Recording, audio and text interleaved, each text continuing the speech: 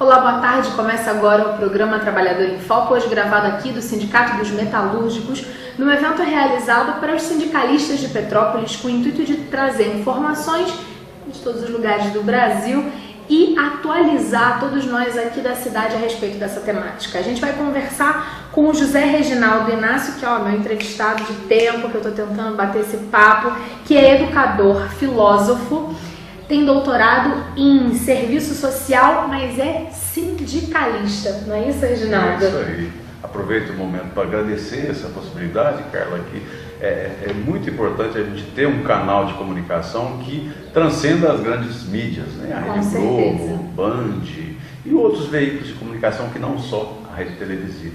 Então, quando a gente tem essa oportunidade, a gente tem que abraçá-la o mais rápido possível. E aproveitar que você estava ávida dessa conversa, vamos ver se a gente aproveita bastante aqui esse momento. Com certeza. Eu tive o prazer de assistir toda a sua fala e achei interessante a gente começar divulgando e dividindo com o nosso telespectador lá de casa a questão relacionada às classes sociais. A gente tem posição de classe no Brasil? As pessoas entendem isso? Primeiro que é fundamental a gente perceber isso, né? Se temos uma posição de classe, né? A gente fala muito em consciência de classe. Efetivamente, para a gente falar em consciência de classe, pressupõe automaticamente que tenhamos uma posição definida, né? E essa posição definida vai nos dizer se a gente é neutro em relação a certas situações do país. Aí a classe trabalhadora, vamos dizer assim, nós temos duas classes bem definidas no Brasil, que é a classe trabalhadora e a classe patronal, do ponto de vista efetivo, enquanto categorias, né, de análise. E nesse sentido a gente vai perceber que a posição de classe é algo que vai fazer com que não haja neutralidade efetiva daquele que é o pressuposto fundamental. A posição de classe nos define se estamos de um lado ou de outro. Então, nesse espaço, que é um espaço eminente político, o trabalhador, o povo brasileiro, e principalmente nós no movimento sindical, temos que ter essa convicção. Nesse espaço não é possível ter neutralidade.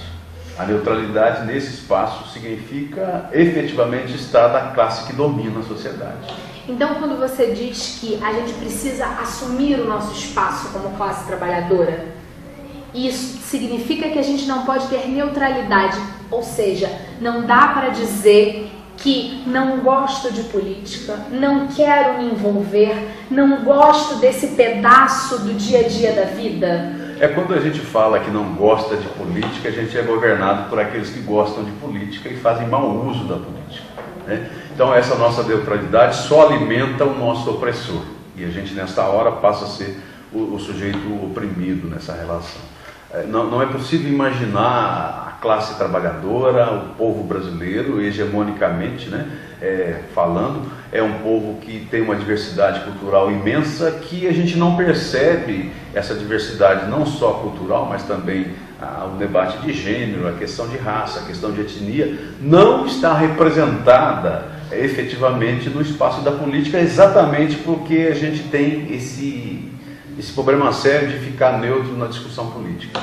Então, nesse caso, a nossa neutralidade enquanto cidadão, na verdade, nos coloca do lado da minoria quantitativa, que é o patronal, mas que se torna a maioria que nos rege, que define, que dá a canetada. Isso.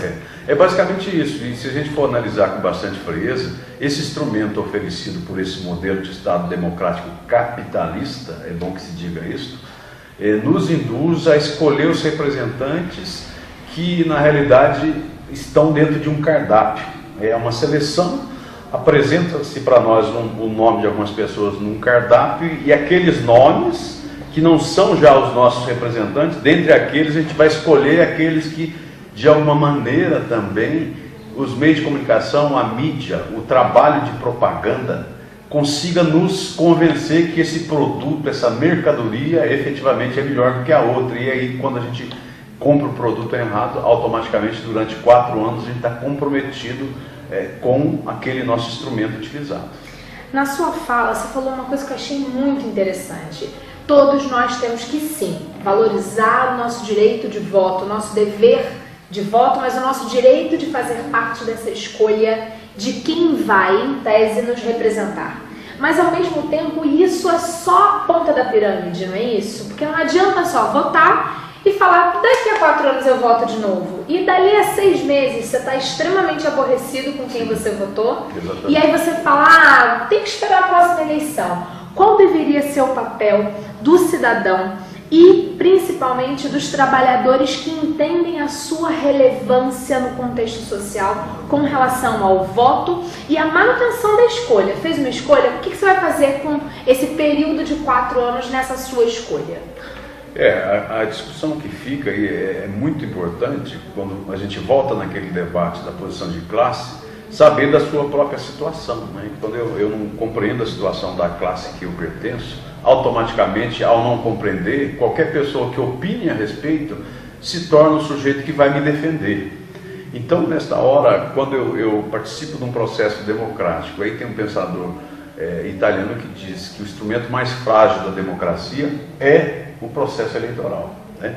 E o processo eleitoral, ao ser esse instrumento mais frágil, nos dá a devida condição. O instrumento sendo frágil, ainda que seja frágil, pode fazer com que a gente consiga alguma transformação, mas aí cai dentro do próprio preâmbulo que você colocou na questão, né? Se eu consigo fazer o exercício da democracia, não só representativa, da democracia direta, participativa, efetivamente dando uma amplitude para aquele meu voto, acompanhando o político, efetivamente cobrando deles as demandas que eu apresentei, que ele disse e assumiu enquanto compromisso ao estar fazendo a campanha. Nesse momento, se eu consigo acompanhar esse meu político, muitas das vezes o eleitor brasileiro não consegue acompanhar porque ele sequer lembra do político que ele votou, né? Então a gente tem esse problema sério. E aí você escolhe pessoas, porque não é porque você tem convicção, porque você sabe da sua situação, você não tem consciência do seu voto. Aí você não tendo consciência do seu voto, sequer vai cobrar de quem, né? Como você vai buscar uma alternativa melhor se você sequer conhece o interlocutor, né? Aquela pessoa que assumiu uma responsabilidade com você para os próximos 4 anos. Automaticamente, nesse caso, o meu instrumento se mostrou precário mesmo, se mostrou vulnerável, se mostrou o pior dos instrumentos, porque eu fatalmente elegi uma pessoa que não merecia o meu voto, elegi uma pessoa que não tinha compromisso com a minha classe, elegi uma pessoa que, muito pelo contrário, ia piorar a minha situação, ia ampliar a minha injustiça, ia ampliar a desigualdade, a exclusão na sociedade, ao invés de fazer exatamente o sentido contrário. Haja visto que a gente hoje vê na política brasileira. A gente tem um Congresso Nacional que, do ponto de vista das pesquisas, já se mostra totalmente impopular e se vangloria... Assustadoramente impopular. Assustadoramente impopular. Se você soma isso com o Executivo, o que tem movido esse Congresso é a sua impopularidade. Ou seja, já tem uma série de pesquisadores e cientistas políticos dizendo que, nesse momento histórico, não é o medo da impopularidade que está fazendo os políticos trabalharem contra a classe trabalhadora, contra o povo brasileiro. É exatamente o fato de existir a impopularidade, deles acharem que não precisam mais dar satisfação para o eleitor, e aí esse eleitor que não sabe quem votou, ele, de certa maneira ele foi neutro, ele foi omisso, potencializou para que o sujeito, mesmo sem nenhuma popularidade, não preocupe. Por quê? Porque ele sabe que o eleitor não vai lembrar dele. O ano que vem vai ter eleição e ele não vai lembrar que ele votou contra os seus direitos, que ele retirou os seus direitos, que ele confragou a possibilidade real dele ser um sujeito que vai ser mais excluído de direitos, vai ser um sujeito que vai ter a desigualdade acentuada. Portanto, a injustiça social vai ser aumentada exatamente por uma escolha equivocada, por uma ausência de acompanhamento, por uma ausência de se conhecer e de se ter uma posição real da classe em que está situado. Isso para nós é um problema sério na política, e aí a gente literalmente não tem como resolver isto pensando num futuro bem próximo com os candidatos que aí estão, né, que podem existir na política. Quais serão os novos candidatos, os novos congressistas, os novos governadores, os novos ministros, né? Então, efetivamente, nós, por não sabermos em quem votamos, por termos uma posição literalmente de omissão no processo democrático, efetivo, né? Fatalmente a gente não revela nenhum compromisso, a gente não tem responsabilidade. Aí quando a gente passa a ser um sujeito irresponsável na relação democrática, pode ser que transfira para nós uma culpa, né? E na realidade não é culpa, é resultado de um modelo, e a gente passa a incorporar esse sentido como se fôssemos culpados, e a gente aceita. A gente é a vítima do processo, e ao ser a vítima também é o algoz do processo. A culpa é nossa mesmo. Nós somos eleitores, nós somos a população, nós escolhemos mal, ou seja, os meios de comunicação nos passa exatamente um conceito de um sujeito social que é culpado pelo fato do país estar na situação que está, pelo fato de termos o Congresso que temos, pelo fato de termos o presidente que temos, impostor ou não, é o presidente que está aí, o Supremo que temos. Nós somos culpados desse exato momento, e não é bem isto, né? Não é bem isto. A gente tem que fazer essa correlação, e temos que ter uma consideração muito interessante, para se ter uma ideia do nível de corrupção que existe, da questão do suborno nas relações sociais brasileiras. O povo brasileiro é considerado o segundo, numa relação de 20 países, numa pesquisa feita pela Transparência Internacional, o povo brasileiro só ficou acima, especificamente de Trindade e Tobago. Todos os outros países da América Latina, a população suborna literalmente o servidor público, né? O México chega a atingir 51% do cidadão do México já teve alguma prática de suborno. No Brasil esse número é de 11%, portanto o Congresso que lá está não representa esse sentido de valores sociais defendido. O trabalhador não corrompe ninguém, o trabalhador não tem recurso sequer para corromper, o trabalhador efetivamente não é o sujeito que sonega, não é o sujeito que frauda. Quem frauda são aqueles que estão no Congresso, são os patrões, são as elites.